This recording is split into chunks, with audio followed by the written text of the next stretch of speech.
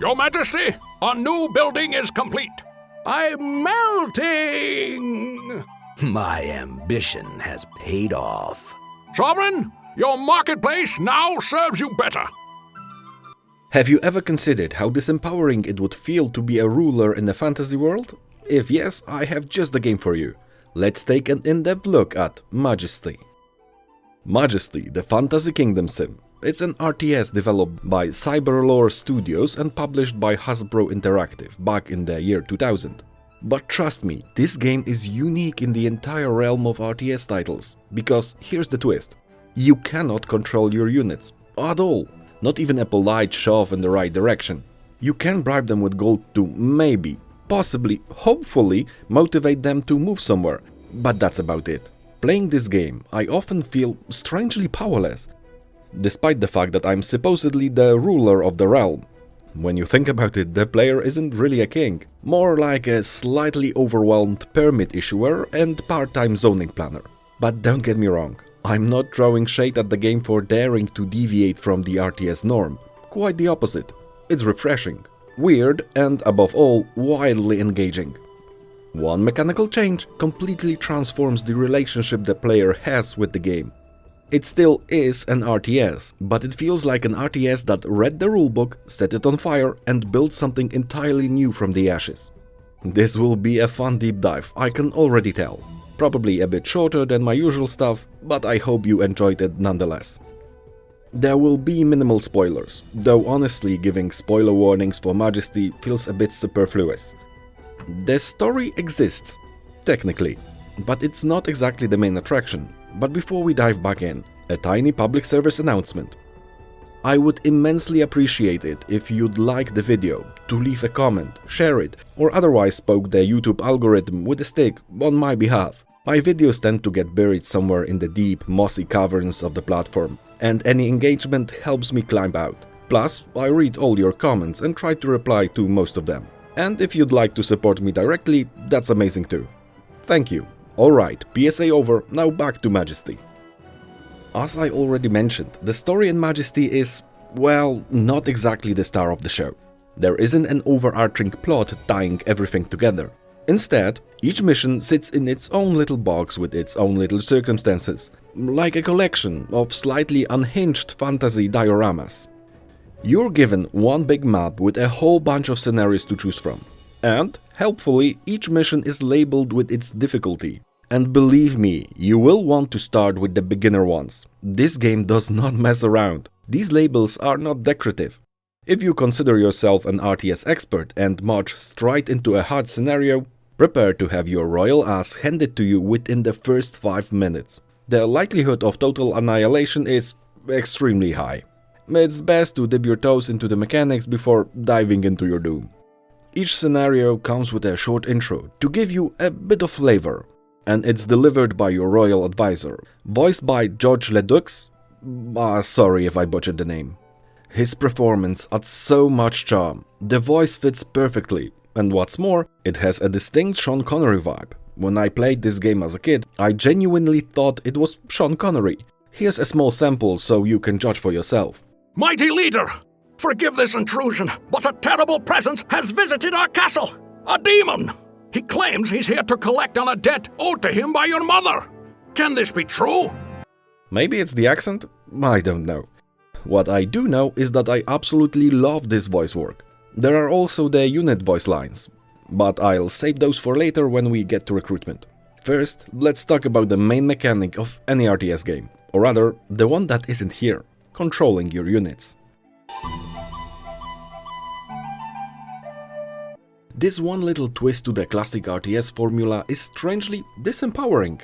Ruling the realm like this feels weird, but also probably much closer to how actual ruling worked. You know, a system where you give grand directions and hope someone competent handles the details. Sure, there were those hands-on monarchs who micromanaged everything, but most kings and queens just tossed out a few big ideas and let their ministers do the heavy lifting. Rarely did a ruler interfere with the day-to-day bureaucratic grind. And I think Majesty is the only RTS that ever tried to turn that royal reality into gameplay. What's more, you cannot build an actual army. Yes, there is very little in this game that would represent a force that directly is in the kingdom's employ. Instead of that, you will recruit heroes who will, hopefully, help you battle monsters and destroy enemy strongholds. Maybe the thought process was that the threats are mainly fantastical monsters and against them a standing army would be useless? If so, I beg to differ. But let's just assume that that's the case in Majesty and leave it at that.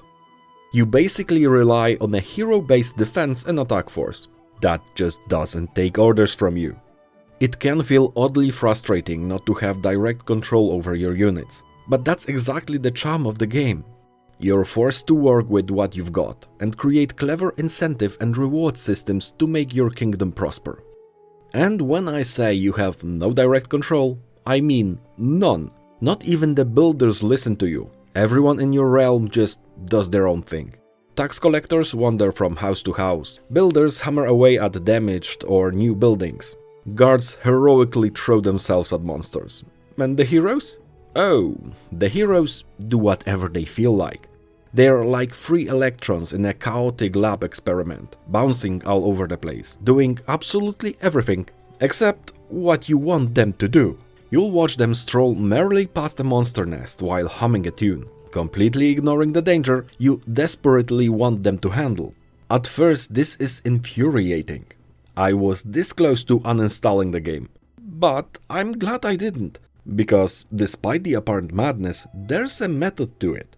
You cannot control your heroes directly, but you can nudge them in the right direction. Or even better, train and equip them so they can handle whatever chaos they run into.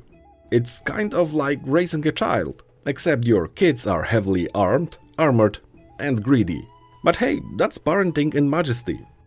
But before you can even start dealing with their antics, you've got to recruit them first. Yeah, you can't tell your heroes what to do, but you can throw money at them for them to show up in your kingdom. Figures, right? Bravery apparently costs extra. Every building that allows recruitment demands a certain amount of gold if you want a warrior, wizard, ranger, or whatever misfit happens to be available. But honestly, I don't think of it as recruitment. To me, it feels more like issuing a permit and handing over a starter kit. Here's your license to adventure, here's your sword. Try not to die immediately. I would be much obliged. You really get the sense that the guilds themselves train the heroes. You're just covering their basic equipment cost, reimbursing whatever expenses they already incurred, and stamping the paperwork so that the adventure is legally allowed to run around in your domain. I am essentially the permit issuer-in-chief. Once the paperwork is filled and the gold handed over, the newly minted hero does whatever heroes do best. Wanders off to somewhere. Point A, point B, point C, or some mysterious point Z that only exists in the hero's imagination. There seems to be no rhyme or reason, at first, but that's not entirely true, and I'll get to that soon. So you might ask, why even bother recruiting those people if they just walk around aimlessly? Well, first of all, almost all of your kingdom's firepower comes from heroes. Almost. Because you also have gods. They help too. And yes, just like heroes, they also operate on autopilot. Secondly, despite all my complaining, the heroes do occasionally accomplish something useful for me. Slaying an attacking monster, clearing a lair, saving a building, that kind of thing. It happens, sometimes. Okay, I know I've been whining a lot, but that's only half the story. Because you can turn your ragtag band of walking liabilities into a surprisingly efficient, well-oiled machine. Sure, they wander around without your input, but that doesn't mean you can't steer them in the right direction. You just have to do it indirectly, like a very patient, very broke shepherd of highly independent murder sheep. Let me introduce you to the bounty system. The only way to politely, with money, convince your heroes to do anything remotely useful. It works in two flavors. One, exploration flags. You can place a reward on a specific point on the map, usually still shrouded in the fog of war. Pretty straightforward, right? Well, yes and no. Because your heroes might still decide, too many monsters around, not worth it. Which means you'll have to sweeten the deal. The more monsters there are, the more gold you will need to have a higher chance that someone will actually go there, instead of wandering off to pick flowers. 2. Bounty flags. This is the real meat of the system. You slap a bounty on an enemy, a monster nest, or an evil castle, and hope your heroes consider it worth the risk. Same rule applies. The bigger, nastier challenge, the bigger sack of gold required. From my experience, a 400 gold bounty is usually enough to assemble a small murder-happy task force to get the job done. But there's a whole other thing you need to consider when recruiting heroes. Their personalities, or more precisely, their class personalities, because each hero type comes with built-in quirks and habits. Let me give you a few examples. The Rogue. You won't get my gold. Ah yes, your friendly neighborhood petty criminal. A rogue will flee at the mere sight of a monster nest, steal from his own town and vanish into the bushes at the sight of any danger. But he's agile, quick and most importantly, very responsive to gold. You offer him a bounty, he's already halfway there. His greed is your greatest weapon. What a delicious looking reward. The Paladin. I deem your mandate just. On the opposite end of the spectrum is the Paladin. She will charge at anything, even remotely evil, with righteous fury. Sometimes without your knowledge, your blessing, or your financial incentive. Sounds great, right? Well, not always, because Paladins love fighting to the bitter end. Evil has won. And since each Paladin costs roughly 1000 gold to recruit, watching her nobly sacrifice herself hurts your treasury and your soul at the same time. The Ranger. My aim is true. The Ranger is your curious adventurer. He scouts the map on his own, engages enemies at a respectable rate, and only flees when death is very obviously the next thing on the roster. If there is something unexplored, he will go check it out even for a small or no reward at all. I take the path less traveled. Because wandering is basically his personality. This whole approach to unit personalities came from one of the developers while he was playing the Settlers 2. He built a fishing hut, watched a worker go fishing and suddenly constructed an entire imaginary backstory for that poor guy. Name, routine, habits, dreams, the whole thing. And then he thought, why not do this on purpose in an RTS? Give every hero a personality. And honestly, it works. Because we all do that to some extent. We fill in the gaps the game doesn't show, whether it's an RTS or an RPG, or anything in between. Our imagination does a lot of silent work to bring their world to life. Additionally, every hero fills your kingdom with their own unique voice lines, and they're fantastically acted. But very quickly you'll train yourself to listen for specific ones, especially those ones. At last.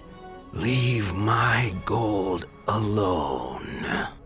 I'm melting! Yeah, the death barks. Every time I heard the death cries of a wizard or paladin, I broke into a cold sweat, especially during a tough battle or while defending the city. Those heroes are expensive, and hearing them die feels like someone just set fire to your wallet. But these sound cues are incredibly useful. They tell you what's happening even if your camera is focused somewhere else entirely. It's basically an early warning audio system for your realm.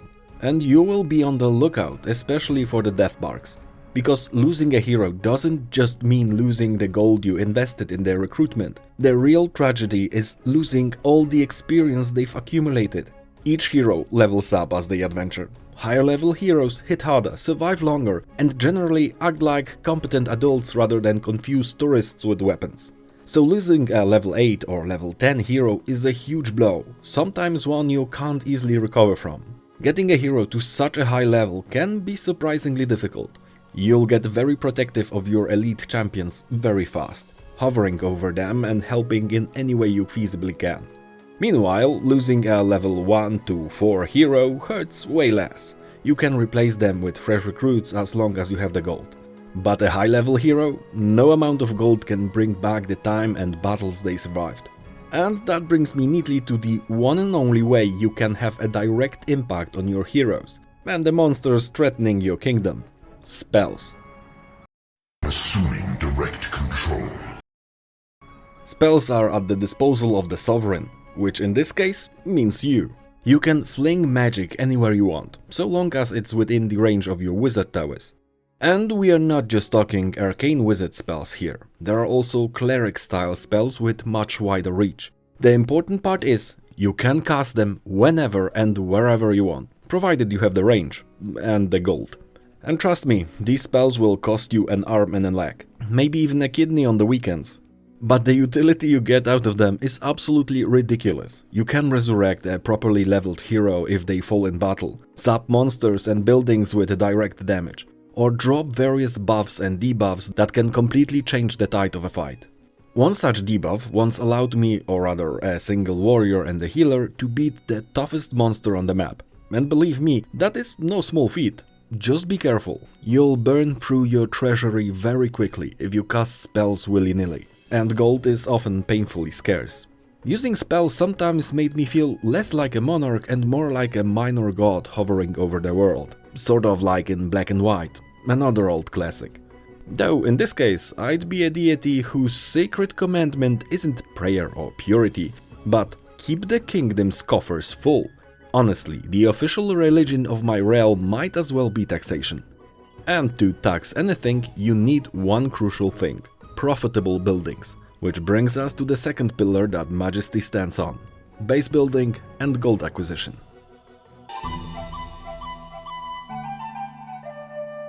Okay, so to tax anything, you first have to build something. Shocking, I know. But once you accept this grim, bureaucratic reality, the game becomes beautifully simple. You get a wide array of buildings: warrior, rogue and wizard guilds, marketplaces, inns and blacksmiths. And the blacksmiths. Oh yes, these glorious forges of capitalism are high tax generators, as are marketplaces. They practically sweat money. Here's how the whole economic circuit works. Each building provides a service to your heroes, usually selling shiny things they absolutely need to survive more than a couple of minutes. Every time a hero pays for something, a slice of that gold gets stored in the building and earmarked for taxation. Then your tax collector arrives, waddles over, scoops up the gold and attempts to bring it back to the castle or guardhouse. And before you ask, yes, he can absolutely die on the way. And yes, when he dies, the gold goes to economic heaven, never to be seen again. Just like my last paycheck. Anyway, heroes earn money by completing bounties, defeating monsters and looting chests. Since monsters appear constantly from nests, sewers and cemeteries, they always have fresh disposable income. Your job, your sacred royal duty, is to make it as easy as possible for them to get rid of that money. Upgrade the marketplace to sell healing potions or rings of protection, research new spells in the library, better weapons in the smithy, or mysterious overpriced elixirs in the magic bazaar. All of this helps your heroes survive, sure, but what's truly important is that they have to buy all of it with cold hard cash. If the game let me introduce mobile payments and roaming magic vending machines, I would have gone for it instantly. Anything to vacuum up their wallets. The rule is simple: make it easy for your heroes to spend money. The more items they can buy, the more they spend. The more taxes you get, the more upgrades you can build, which lets them spend even more. A beautifully toxic economic loop. Honestly, addicting as hell. But what if your heroes stay near the base, don't get good loot and act like they're on a sightseeing tour instead of an adventure? Is your kingdom doomed by its over-reliance on free market adventure capitalism? Well, yes, but also not entirely. Some buildings simply generate money just by existing. Markets, inns, and especially trading posts. A trading post periodically sends a caravan to your marketplace loaded with gold. The further away the post is, the more money each run produces. Capitalism rewards long commutes apparently. And before you send your tax collectors on their noble quest of kingdom tax deliverance, there's one more income stream to consider: guild services. Wizard guilds can enchant weapons, rogue guilds can poison them, and both charge a premium for the privilege. I had to invest in the guilds to unlock those services, so naturally the heroes have to pay for them. And you've guessed it, everything is taxed.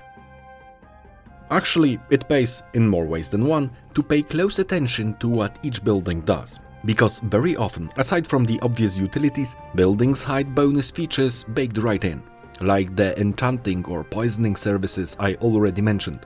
The gnomes, for example, build a gnome hovel, and soon they'll start popping up more of their tiny buildings. Although calling a gnome hovel a building is generous. It's more like a mildly upgraded shed that's failing its saving throw against gravity. But hey, the gnomes insist it's a building, so who am I to argue? Recruiting gnomes is cheap, and before long they'll gradually take over your entire kingdom. Just like in Arcanum, the gnome conspiracy is real! But I'm just a gnome. But there is a positive side. Each gnome is incredibly good at repairing stuff. With them around, your infrastructure stays at 100% far more easily. And that's way more useful than you might think. The benefit absolutely outweighs the downsides.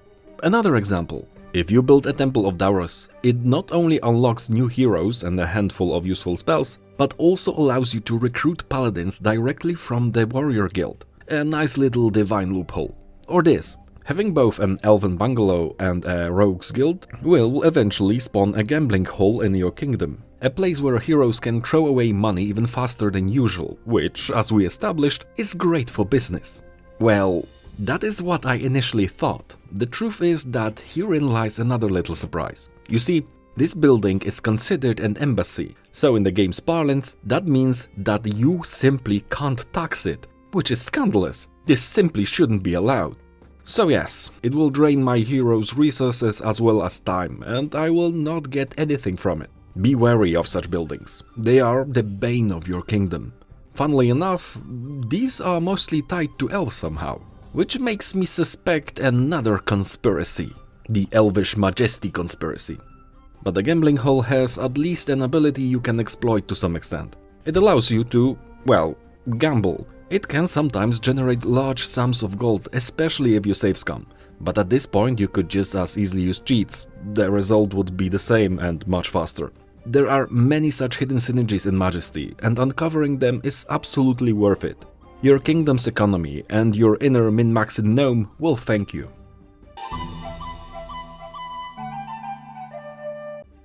All these synergies and every last taxed coin squeezed from your heroes will be sorely needed to clear the missions. Believe me, some of them are brutal. Master difficulty? I still struggle with it to this day. Sure, I'm not the ultimate RTS Grandmaster TM, but I have a strong suspicion that most players will find the higher difficulties challenging. In the same way being chased by a bear is invigorating. So please, for your own sanity, tackle those scenarios only after you really familiarize yourself with the game's mechanics. And that includes the most malevolent feature of all, enemy hideouts. Be very wary of those things. They come with one obvious problem and one obvious benefit. The problem is, they keep spawning monsters. The benefit, they keep spawning monsters. You probably see where I'm going with this. If you let them run wild, they'll eventually overwhelm your city. But the easier monster nests can be excellent training grounds for your heroes, and a fantastic way to boost your economy. After all, dead monsters drop loot, and loot means shopping, and shopping means taxes. It's the circle of economic life. The rule of thumb is simple. The more evil a place looks, the nastier the monsters it spawns. An evil castle will spit out much stronger enemies than your average everyday evil lair. But you know what are the truly annoying monster sources? The ones that can appear right in the middle of your city. Sewers, spawned automatically for every 9 buildings, and cemeteries, spawned when too many heroes die, so basically a guild mechanic. Both are indestructible and generate monsters constantly, but at least the creatures are fairly weak. Still, seeing a pack of giant rats charging straight towards your marketplace, the beating heart of your economy, is enough to raise your blood pressure by several tax brackets. Losing a marketplace is painful. This is why it pays to set up guard towers and upgrade your castle. Castle upgrades unlock new buildings and provide more tax collectors, builders and guards. And guards are the stars here. Sure, guards don't level up like heroes, and their firepower is modest at best, but they are incredibly reliable. They defend against whatever wanders into the tower range, respawn automatically if they die, and they're ideal for dealing with sewer vermin and cemetery zombies. They're like Majesty's version of municipal pest control, except with swords, or pikes, or halberds. I think they use halberds. Guard towers can also be upgraded to shoot arrows, which helps a lot. But be warned, each additional tower gets pricier and pricier, so I usually cap it at 3 per scenario. Unless I'm swimming in gold. In that case, why not build a few extra? This blend of mechanics is genuinely great, and the very idea of playing an RTS where you have no direct influence over your troop is strange, but strangely welcome. It feels disempowering at times, sure, especially when you can't assign people to deal with a threat right this instant, but instead of barking orders, you have to build a thriving community that supports your heroes in achieving their own personal goals, and through that, the goals you want them to achieve. A sort of indirect management by direct incentives and urban planning. When I think about it, the upgrades you buy for each building are the bread and butter of this game. Aside from taxes, of course, but those two things are tightly connected anyway.